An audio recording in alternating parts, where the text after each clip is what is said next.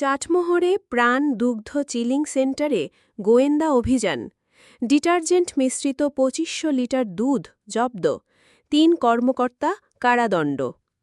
চলন বিলের সময়ের তথ্যচিত্রে ডেস্ক রিপোর্ট।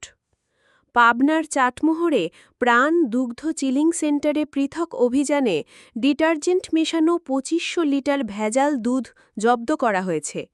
সোমবার ২১ জুলাই দুপুরে উপজেলার ছাইকোলা ইউনিয়নের লাঙ্গলমোড়া গ্রাম ও ছাইকোলা চৌরাস্তা এলাকায় এই অভিযান পরিচালনা করে জাতীয় নিরাপত্তা গোয়েন্দা সংস্থা এনএসআই-এর পাবনা জেলার সহকারী পরিচালক এবিএস লুৎফুর কবিরের নেতৃত্বে ১৭ সদস্যের একটি দল।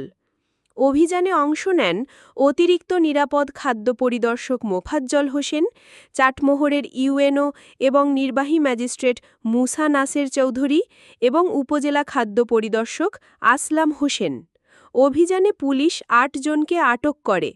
এর মধ্যে প্রাণ কোম্পানির ৩ জন এরিয়া ম্যানেজারকে ভ্রাম্যমাণ আদালতের মাধ্যমে ৬ মাস করে কারাদণ্ড প্রদান করা হয়। এই সময় জব্দ করা হয় দুধ, তেল, বিভিন্ন ধরনের কেমিক্যাল এবং ২৫০০ লিটার ভেজাল দুধ, যা জনসম্মুখে ধ্বংস করা হয়।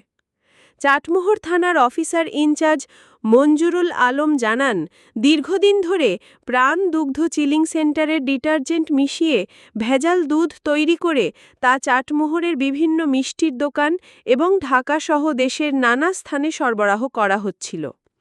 এমন গোপন সংবাদের ভিত্তিতেই এই অভিযান চালানো হয়। আটকদের মধ্যে রয়েছেন সাইদুল ইসলাম, খলিলুর রহমান, লিটন হোসেন, নিজাম, রুবেল হোসেন এবং মাজেদা খাতুন। তবে খলিলুর রহমানকে মুচলেকা নিয়ে ছেড়ে দেওয়া হয়েছে। বাকিদের বিরুদ্ধে চাটমোহর থানায় মামলা দায়ের করা হয়েছে। এছাড়া শিশু খাদ্য নিয়ে অবৈধ ব্যবসার অভিযোগে শাহজাদপুর, সাঁথিয়া ও ফরিদপুর উপজেলার আরও ৩ জনকে ভোক্তা অধিকার সংরক্ষণ আইন ২০০৯-এর ৫২ ধারায় ৬ মাস করে কারাদণ্ড দিয়েছেন নির্বাহী ম্যাজিস্ট্রেট মুসা নাসের চৌধুরী। প্রাণ চিলিং সেন্টারের এই ঘটনায় গোটা এলাকায় ব্যাপক চাঞ্চল্যের সৃষ্টি হয়েছে। প্রশাসনের পক্ষ থেকে জানানো হয়েছে, জনস্বাস্থ্যের প্রশ্নে কোনো রকম ভেজাল মাফ করা হবে না। এমন অভিযান চলমান থাকবে।